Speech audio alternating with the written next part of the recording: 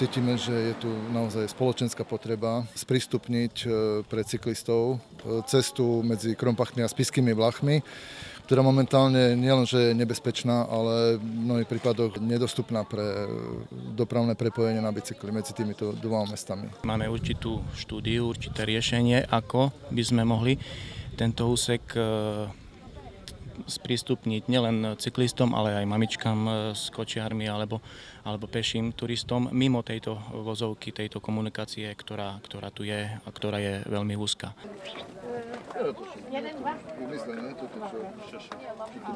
Petíciu by sme chceli odovzdať príslušnému orgánu, ktorým by mal byť Košický samosprávny kraj. No a chceme to doručiť k rukám predsedu Košického samosprávneho kraja. Prišiel som podporiť petíciu, čo sa tu koná. Na tejto komunikácii, na tejto ceste, takzvanej pod Hejbárkom, mi zahynuli dvaja priatelia, dvaja kamaráti.